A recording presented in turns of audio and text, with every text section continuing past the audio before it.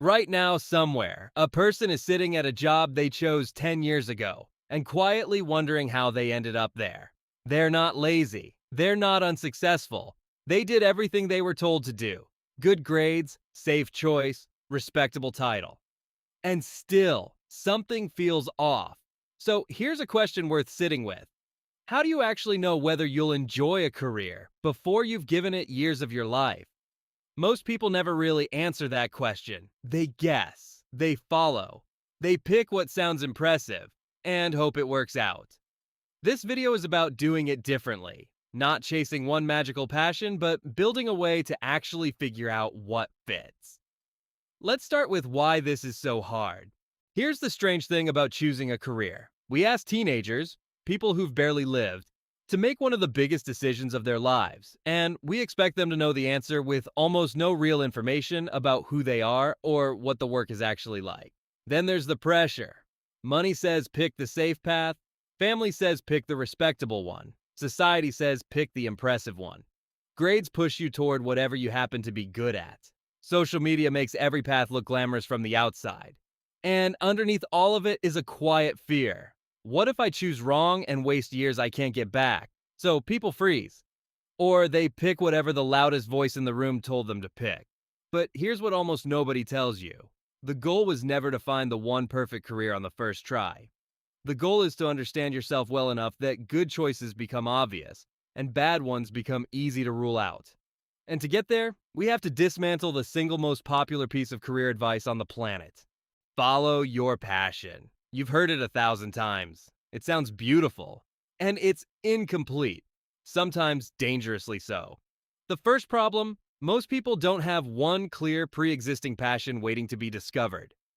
Passions aren't usually found. They're built slowly, through getting good at something and seeing it pay off. The writer Cal Newport made this case directly. Skill often comes first, and passion follows the mastery. The second problem is even bigger. Passion tells you what you like. It says nothing about whether you'd like doing it every single day. Loving music is not the same as loving 12-hour recording sessions and contract negotiations. Loving animals isn't the same as loving the harder, messier realities of veterinary work. So instead of asking, "What am I passionate about?" we're going to ask better questions. Sharper ones.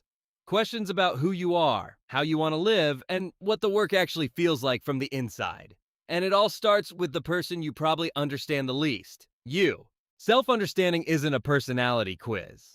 It's paying attention to patterns you already have. You've just never written them down. Start here. What activities make you lose track of time? Not the fun ones. The ones where hours vanish and you don't even notice. Next, what energizes you and what drains you? Two people can do the exact same task and walk away feeling completely opposite. A meeting full of people might recharge one person and completely exhaust another. Neither is wrong, but it tells you something important. Then ask, what kinds of problems do you actually enjoy solving? Some people love untangling logic. Some love calming a stressed person down. Some love making something ugly beautiful. The type of problem you're drawn to points toward the type of work that will feel meaningful, not just tolerable. There's also a broad question worth asking. Do you gravitate toward people, information, ideas, or hands-on things? Career psychologists have studied these patterns for decades. One well-known model sorts work interests into 6 broad types: realistic, investigative, artistic, social, enterprising, and conventional. You don't need to memorize it. Just notice which ones feel like home. Do you prefer structure or freedom? Working alone or with a team? Competing or collaborating? Building things or leading people? None of these answers are right or wrong. They're just data. And most people have never collected it on themselves. Once you know who you are, the next mistake becomes obvious: falling in love with a job title instead of the life around it. Here's a trap almost everyone falls into. Two careers can sound equally appealing and lead to completely different lives. The job title is just the label on the box. What matters is the daily life inside it. So before you commit, look at the real variables. Start with the obvious one: money. not just the salary, but how stable it is over time. Then hours. A high salary means very little if it costs you every evening and weekend you have. Then stress. Some stress is exciting. Some stress quietly erodes you. They are not the same, and you need to know which one you're signing up for. Then the environment. Do you want a quiet room, a busy floor, the outdoors, a workshop, a hospital, a screen? Remote or in person? Do you want the freedom of working from anywhere? Or do you actually need people around you to feel alive? Team or independent? Do you thrive when you're responsible only for yourself or when you're building something with others? Location and travel. Some careers route you to one city. Some send you across the world. Some let you live anywhere at all. Stability versus unpredictability. A steady paycheck feels safe. A volatile path can feel thrilling or terrifying, depending on who you are. And work-life balance, the thing everyone claims to want, but few people actually plan for. Finally, progression. Where does this path lead in 5 or 10 years? Some jobs are ladders, some are plateaus. Both can be fine, if you chose them on purpose. When you map these out honestly, something powerful happens. Careers stop being labels and start being lifestyles you can compare. Now, here's where most advice stops and real progress begins. You cannot think your way to the perfect career. At some point, you have to test it. Think of it like dating before marriage. You wouldn't commit your whole life to something after one good-looking first impression. The good news? Testing a career is easier and cheaper than it's ever been. Start small. An internship gives you a real look from the inside. A part-time job lets you feel the daily rhythm of a field before you go all in. Volunteering opens doors in fields that are hard to break into and shows you the reality behind the mission. Freelancing or a small side project lets you do the actual work for a real outcome without quitting anything. Online courses let you sample the fundamentals of a field for the price of a few evenings. And the most underrated experiment of all, actually talking to people who do the job right now. Ask them what a normal Tuesday looks like. Ask what they hate. Ask what they'd tell their younger self. People will surprise you with their honesty. You can even shadow someone for a day and simply watch. Sometimes an hour of watching teaches you more than a year of imagining. Every experiment gives you something priceless, real information instead of a fantasy. Which brings us to the single most useful question in this entire video. Before you choose anything, ask, would I enjoy the process, not just the result? Because most people fall in love with the result, the title, the salary, the image of themselves succeeding, but you don't spend your life at the finish line. You spend it in the process. The daily, repetitive, unglamorous reality of the work. A surgeon spends years studying before ever holding a scalpel. A lawyer spends far more time reading documents than delivering dramatic speeches. If you love the idea of a job but hate the actual tasks it's made of, you'll burn out no matter how impressive it looks from outside. So, break any career down into its raw ingredients. What are the tasks you'd repeat 1,000 times? Writing, selling, analyzing, fixing, persuading, organizing, caring for people, sitting with problems until they crack. If those raw tasks feel satisfying, even on an average day, you've found something real, something that lasts. Now let's tie all of this together into something you can actually remember. I want to give you a simple framework. 6 factors. When a career hits most of them, it tends to fit. When it misses several, be careful. Factor 1. Interest. Does the subject genuinely pull your attention on its own, even when no one's making you engage with it?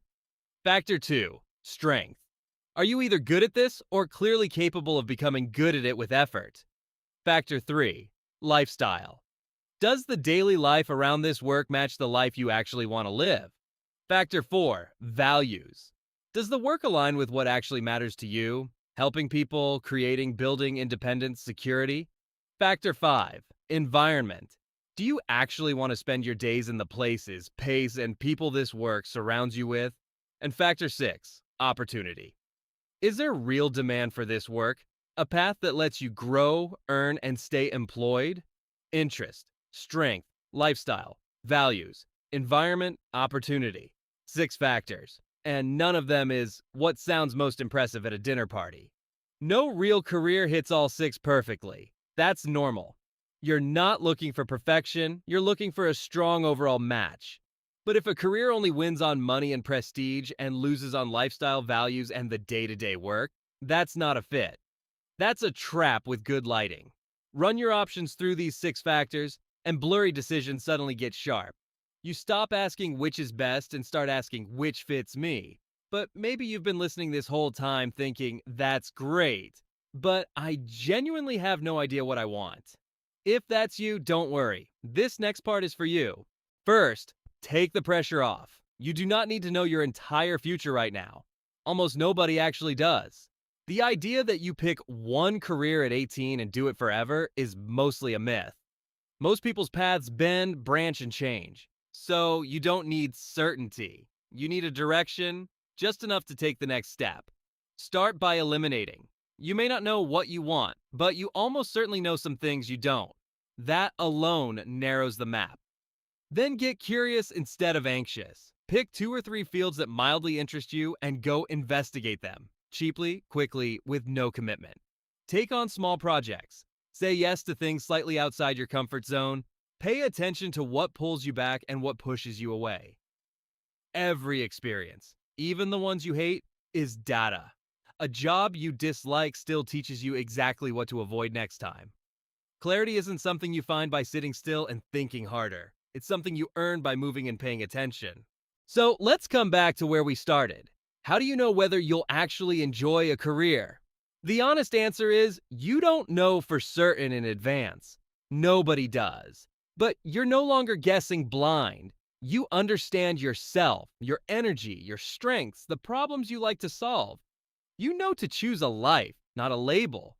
You test before you commit. You judge the process, not just the prize. And you run your options through 6 honest factors. You don't need to have your entire life figured out before you take the next step. You just need to take the next honest step and let it teach you the one after that.